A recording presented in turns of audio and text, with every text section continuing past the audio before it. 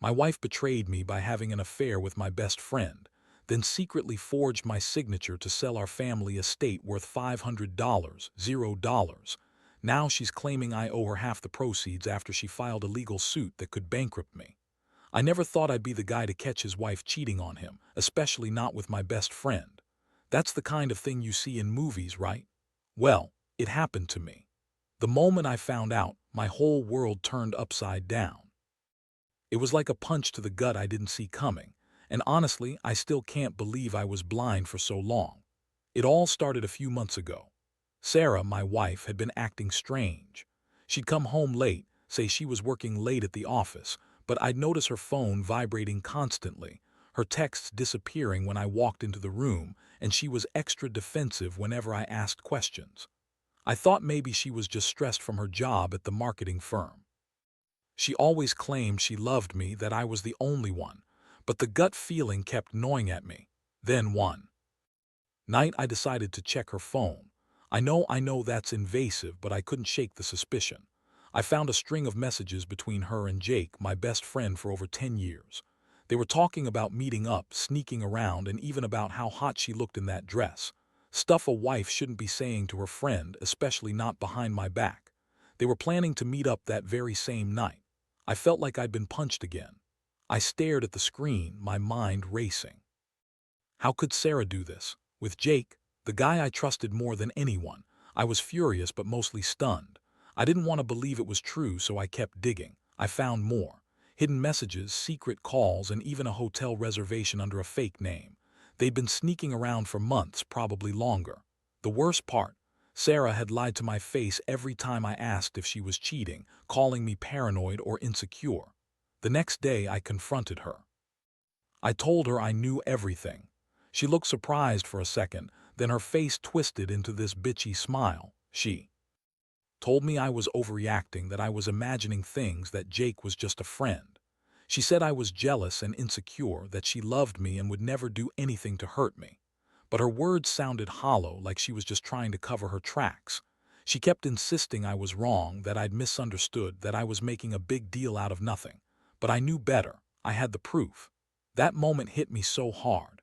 I felt betrayed, humiliated, like I'd been played for a fool. I'd always been a good husband, worked hard, paid the bills, never cheated or lied. And here she was, cheating on me with my best friend. It was like a betrayal on every level. I couldn't sleep that night, replaying everything in my head, trying to understand how someone I loved and trusted could do something so cruel. What made it worse was the way she lied about everything. She spun stories, made up excuses, said I was imagining things, that she was stressed, that I was controlling. But I saw through it all. I knew her game. I realized that her entire act was just a cover-up, a way to keep me from discovering the truth. And the more I thought about it, the angrier I became. How could she do this? How could she betray me, not just with Jake, but by lying, faking her feelings, and even secretly planning her escape? I started to notice other things too, small signs of her guilt. She'd be secretive about money, hiding receipts, transferring money around.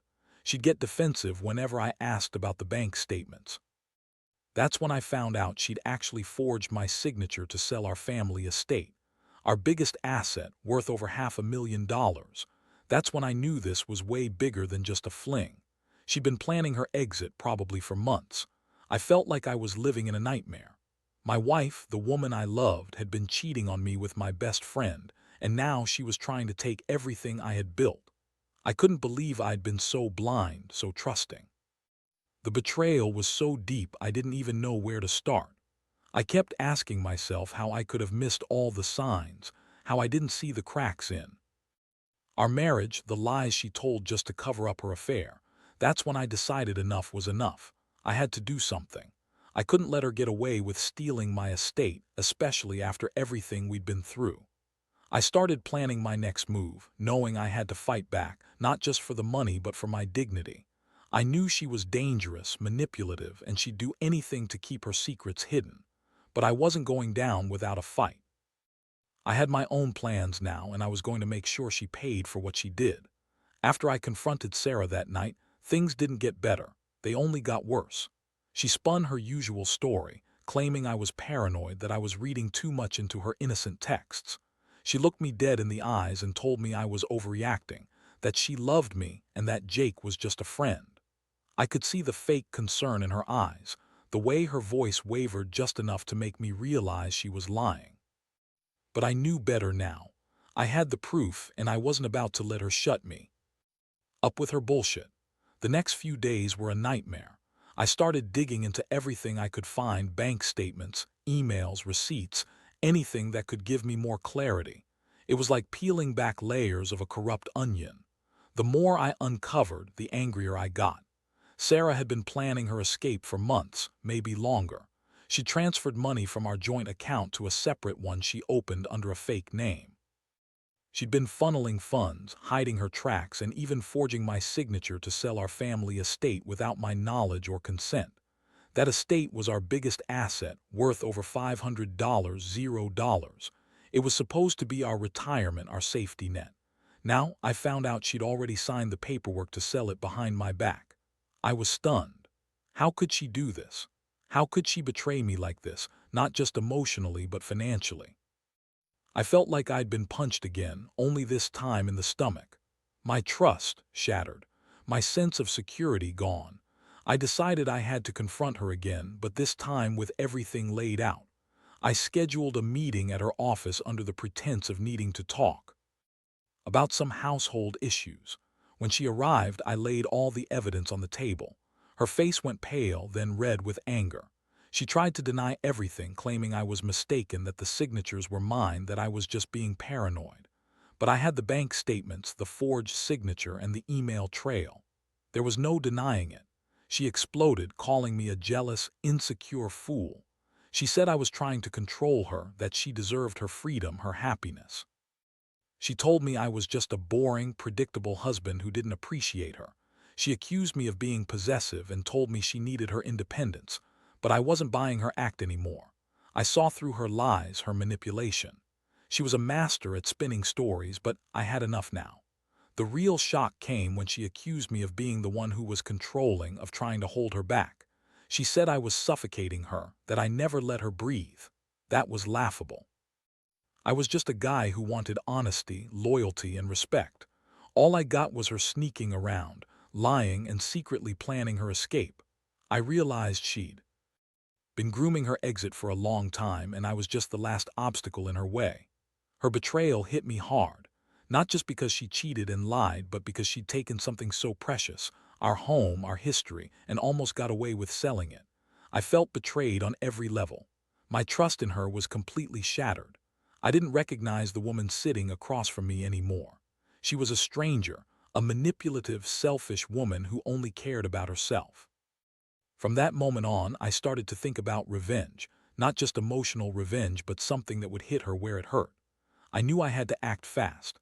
I reached out to a lawyer to understand my options. Turns out, forging signatures and selling property without consent is a serious crime. I also discovered that I could challenge the sale, freeze the proceeds, and start legal proceedings to reclaim what's mine. But I didn't want just the money. I wanted her to pay for destroying what we had. I also found out that she'd been secretly communicating with Jake even after I caught her. That was the nail in the coffin. She wasn't just cheating, she was actively plotting her escape. I felt rage bubble up inside me. I couldn't believe I'd been so blind, so trusting, only to be betrayed by the two people I cared about most. That night I couldn't sleep. My mind was racing with plans. I knew I had to do something drastic, something that would make her regret ever crossing me. I decided to gather all the evidence I could, screenshots, bank records, emails, and prepare for the legal fight ahead. I knew she'd try to lie her way out of it, but I was ready. No more Mr. Nice Guy. If she thought she could cheat, lie, and steal without consequences, she was dead wrong.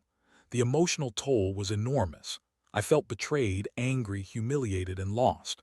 Part of me wanted to break down and cry, but I knew I had to hold it together for myself. I kept asking, how did I miss all the signs? How did I not see how selfish and manipulative she'd become? It was like watching someone you loved turn into a stranger overnight. But deep down, I knew I had to stand up for myself. I had to fight back, not just for the money, but for my dignity. I wasn't going to let her destroy everything we built. I was done being the nice guy. It was time to take control.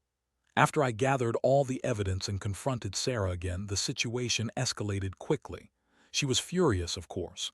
Her face twisted with rage when I laid out everything: her secret emails, the forged signatures, the transfer of funds. She tried to deny everything, but I had her dead to rights. That's when she started throwing around accusations, saying I was a controlling, insecure husband who didn't appreciate her. She claimed I was suffocating her, that she needed her freedom, and that I was just too damn jealous. Honestly, hearing her spin that story made my stomach turn. I couldn't believe how she was twisting things, making herself the victim. Meanwhile, I was sitting there, furious and betrayed, knowing that she'd been planning this behind my back for months. I felt like I'd been hit with a sledgehammer. She lied, cheated, forged my signature, and now she was trying to make me feel guilty for catching her. The audacity. The worst part was the realization that she'd been working on selling our family estate, our biggest asset, without my knowledge or consent. She'd signed papers, transferred money, and even managed to get a lawyer involved. I found out she'd already been in contact with a real estate agent trying to push through the sale. That estate was worth over $500,000, and she was planning to take the proceeds and run. I couldn't let her get away with it. I felt a mixture of shock and rage. How could she betray me like this? How could she be so selfish, so manipulative? I'd always been a good husband, worked hard, paid the bills, never cheated, never lied. And now I was discovering she'd been doing all this behind my back. It was like my entire life had been a lie. That's when I decided I had to act fast. I contacted my lawyer, who confirmed that forging signatures and selling property without the owner's consent was a serious crime. We could challenge the sale, freeze the proceeds, and even pursue criminal charges if necessary. But I didn't just want the money. I wanted her to pay for what she'd done. I wanted her to feel the weight of her betrayal. I knew she'd try to manipulate the situation, lie her way out, or even try to run away with the money. That's why I planned my next moves carefully. I started documenting everything more thoroughly: screen captures of her texts, copies of the forged documents, emails, bank statements. I knew she'd be trying to hide more, so I had to be prepared. The emotional toll was brutal. I felt like I'd been punched in the stomach repeatedly. My trust in her, in everything we built, was shattered. I kept asking myself how I'd missed the signs. I replayed every moment: her late nights, her secretive phone habits, her defensive attitude when I asked about money. She'd been hiding her true self all along, and I'd been too blind to see it. That night I sat alone in my apartment, going through all the evidence I'd collected. I couldn't sleep. My mind kept racing. I thought about her lying to my face, about her sneaking around with Jake, about her secretly planning her escape. I felt betrayed on every level. I wondered how I could even look at her again, knowing what she'd done. But I also knew I had to stay strong. I couldn't let her manipulate me anymore. I decided I'd fight her legally, expose her lies, and reclaim what was mine. I contacted a forensic accountant to help trace her financial moves, and I prepared to file a lawsuit to challenge the sale of the estate. I also planned to get a restraining order to prevent her from transferring any more assets or hiding money. The anger inside me was intense. I wanted her to feel the pain she'd caused. I wanted her to understand that betrayal has consequences. But I also felt a deep sadness, because I loved her once, and now I was faced with the reality that our marriage was over. The woman I married was gone, replaced by someone else entirely. Looking back, I realize I was naive. I thought I knew her. I thought we had a future. But she was always more interested in her own happiness, her escape route, her secret life. She was willing to destroy everything we built for her own gain. And now I was left to pick up the pieces. I've learned that trust is fragile and betrayal cuts deep. I've also learned that sometimes the only way to protect yourself is to fight back. I'm not finished yet. I'm going to make sure she pays for her lies and manipulations. I won't let her get away with stealing my home, my future, and my peace of mind. This is just the beginning. The legal process moved faster than I expected once I got serious about fighting back. My lawyer was sharp, and she helped me file the necessary paperwork to challenge the sale of the estate. The moment I did that, I felt a small sense of relief, like I was finally taking control of the situation. But inside, I was still boiling with anger. Sarah's reaction was predictable. She went into full-blown denial, claiming I was overreacting, that I was trying to ruin her life, and that I was just jealous she was finally free. She told everyone she was the victim, that I was a controlling husband who kept her trapped. But I didn't care about her lies anymore. I had the evidence, and I was prepared to fight her in court. Meanwhile, she kept up her manipulative games, trying to turn our friends and family against me. She claimed I was trying to ruin her reputation and that I was just bitter because she was leaving. But I knew the truth. I knew she'd betrayed me, lied to my face, forged my signature, and was now trying to steal everything we had. I started to see her true colors more clearly. Every time she'd spin her story, I'd counter with facts. I had copies of the forged documents, bank statements, emails, proof that she'd been planning her escape for months, maybe longer. I also discovered that she'd been secretly communicating with Jake even after I caught her cheating. That was the final nail in the coffin for me. She wasn't just cheating, she was actively trying to cut me out of my own life, my own future. The emotional toll was immense. I felt like I was fighting not just for my money but for my sanity. I'd lost a woman I thought I knew, and I was suddenly surrounded by lies and deception. I'd wake up in the middle of the night, feeling this gnawing emptiness, wondering how I could have been so blind. How did I miss all the signs? How did I not see how selfish, manipulative, and cold she'd become? One thing kept me going, the thought of reclaiming what was mine. I knew I couldn't let her get away with this. I had to stop her from selling the estate or transferring any more assets. That's when I hired a private investigator to dig a little deeper. Turns out she'd been funneling money into offshore accounts, trying to hide assets even further. She was reckless, thinking she could outsmart everyone. But I had enough now. I'd made up my mind. I was going to fight her all the way. I also started documenting everything more meticulously. Every email, every transaction, every suspicious move. I wanted to be ready for the court, to show how calculated her actions had been. I knew she'd try to lie her way out of it, but I had the evidence to back me up. I was determined to get a court order to freeze all her accounts and prevent her from selling or transferring anything else until the case was resolved. The hardest part was the emotional roller coaster. I'd go from feeling furious to feeling hopeless, then back to determined. I'd see her face, hear her voice, and feel this deep sense of betrayal. I'd wonder how someone I loved could do this to me, how she could be so heartless. But then I'd remind myself I had the truth on my side. I wasn't going to let her destroy what we built, not without a fight. In the midst of all this chaos, I also realized I needed to protect myself emotionally. I started seeing a counselor just to keep my head clear. I didn't want her manipulations to break me completely. I told myself I was doing this not just for the money, but to preserve my dignity. I had to stay strong for myself, for what was right, and for the future I still hoped to rebuild, even if it meant starting over from scratch. I also reached out to some close friends and family, telling them everything. Some were supportive, others skeptical, but I didn't care. I needed allies. I needed to know I wasn't alone in this mess. The more I opened up, the more I realized how many people had gone through similar betrayals. It gave me strength, knowing I wasn't the only one fighting this kind of battle. Now I'm standing my ground, ready for the next phase of the fight. I've filed the court papers, frozen her assets, and prepared for a long legal battle ahead. I know she's going to try every trick in the book to manipulate her way out of this, but I'm ready.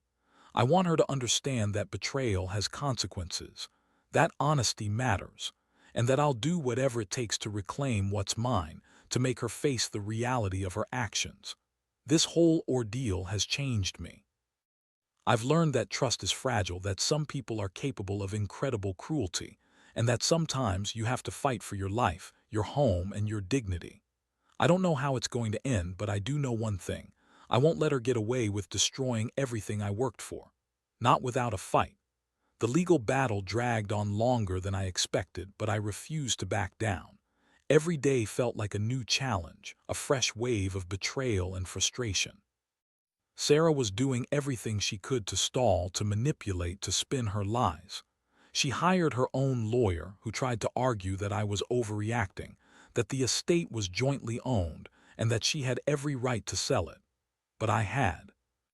The evidence, her forged signatures, the offshore accounts, the secret communications with Jake. I knew I had the law on my side, and I was determined to see this through. The court hearings were intense. I sat there, listening to her lawyer try to downplay her actions, claiming that Sarah was just trying to make a fresh start, that she was entitled to her share. But I countered with everything I had: the proof of her lies, her financial manipulations, her plans to run away with the money. I felt a strange mixture of anger and relief, anger that she'd done this, and relief that I was finally fighting back. As the days went by, I could see her frustration mounting. She started to lash out more, calling me controlling, paranoid, and jealous. She accused me of trying to ruin her life just because I found out the truth. But I wasn't listening anymore. I'd made my decision. I was going to get justice, no matter what it took. Then, just when I thought things couldn't get worse, Sarah filed a counter-lawsuit. She claimed I owed her half of the estate's proceeds because, according to her, I was abusing her, controlling her finances, and she deserved her fair share. She even claimed I was emotionally abusive, trying to paint herself as the victim. I couldn't believe the audacity. She was trying to spin her lies even further, probably to sway the court's opinion. That's when I knew I had to bring out everything I'd uncovered. I compiled a comprehensive dossier, proof of her financial fraud, her affair with Jake, her forged signatures, the offshore transfers, her lies. I worked tirelessly to get everything in order, knowing that the court's decision would hinge on solid evidence. I also hired a forensic accountant to analyze her financial activity, which proved she'd been systematically draining our assets and hiding her money. The emotional toll was staggering. I felt exhausted, drained, and betrayed on a level I couldn't even put into words. Every time I saw her in court, her smug expression, her fake tears, her manipulative gestures, it was like she was trying to gaslight me all over again. I'd sit there, fighting back tears, trying to stay strong, knowing that this was bigger than just money. It was about justice, about protecting myself from her lies and deceit. Meanwhile, I started to distance myself from her more than ever. I moved some of my belongings out of the house, hired security cameras, and made sure I had a support system in place. I couldn't trust her anymore, not even a little.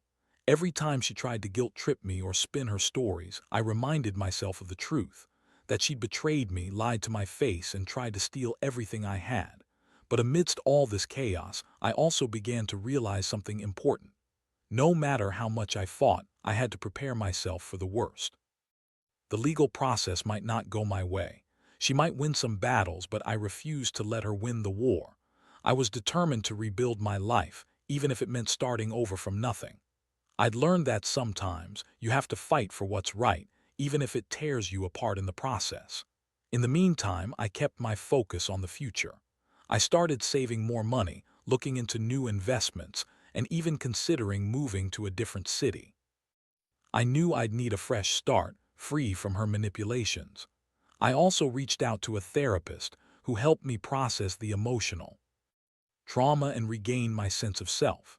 It was the hardest thing I'd ever done, facing the betrayal, the lies, the heartbreak, but I knew I had to keep going. Looking back, I realized that this ordeal has changed me forever. I've become more cautious, more wary, but also more determined. I've learned that trust is fragile and that some people are capable of incredible cruelty. But I've also learned that I'm stronger than I thought, that I can stand up for myself, and that justice is worth fighting for. No matter how dark things seem, I know I'll come out of this stronger. And someday, I hope to find peace again, free from lies, betrayal, and the ghosts of what once was. The court finally reached a decision after months of back and forth, legal arguments, and emotional exhaustion. It wasn't the clean-cut victory I'd hoped for, but it was enough to stop Sarah from selling the estate outright and to freeze her assets pending a full review. The judge ordered her to return all forged documents, cease any further transfers, and pay back the stolen funds she'd hidden offshore. But more than that, The court recognized that her actions were criminal, and she was facing potential charges for forgery, fraud, and breach of trust. Standing in that courtroom, hearing the judge lay out the ruling, I felt a strange mix of relief and numbness. I'd fought so hard for so long, and finally some justice was being served. It wasn't perfect. She'd already managed to drain some of our savings, and I knew she'd try to spin her story to turn friends and family against me. But at least now, I had the law on my side, and I could begin to rebuild what was left. The aftermath was messy. Sarah was furious, of course. She accused everyone around her of betraying her, claiming she was a victim of my controlling ways, that I had manipulated her into her actions. She tried to rally her supporters, spinning wild tales about how I was trying to ruin her. Yet no matter how much she yelled, her lies couldn't hold up against the mountain of evidence. Her reputation took a hit, but I knew it was her own doing. The truth was out, and there was no hiding it. I decided to leave the house. I couldn't live in a place that had become a symbol of her betrayal. I found a small apartment nearby, something modest but peaceful. It was a new start, one I desperately needed. I made arrangements to secure the rest of our assets, to protect myself from her future schemes, and to ensure she wouldn't be able to take anything else. I also contacted a financial advisor to help me rebuild my savings, to plan for a future that I could finally control again. The hardest part was the emotional aftermath. I'd lost someone I loved, someone I thought was my partner for life. The pain of betrayal lingered, but I knew I had to focus on healing. I started therapy, talking through everything: the anger, the sadness, the frustration. Slowly, I began to piece myself back together. I learned that I was stronger than I ever thought possible, that I could survive even the deepest betrayals. Looking back, I realize I've grown a lot from this ordeal. I've become more cautious, but also more aware of the importance of trust and honesty. I've learned to listen to my instincts and to never ignore the red flags. But most of all, I've learned that sometimes you have to fight for what's right, even if it tears you apart. Justice isn't always swift or perfect, but it's worth pursuing. Now I'm focused on rebuilding my life. I've started dating again, cautiously, and I've learned to value transparency and integrity above all else. The betrayal hurt like hell, but it also taught me resilience. I know I'll never forget what happened, but I refuse to let it define me. I'm moving forward, stronger, wiser, and more determined to protect myself from anyone who tries to do me wrong again. In the end, I've come to accept that some people are just selfish and manipulative, and that trusting blindly can be one of the biggest mistakes. But I also know that I'm capable of overcoming even the worst betrayals. I've learned that standing up for myself, fighting for justice, and protecting what's mine are the most important things. And no matter how dark the road gets, I'll keep moving forward, because I owe it to myself to live honestly and true to what I believe in.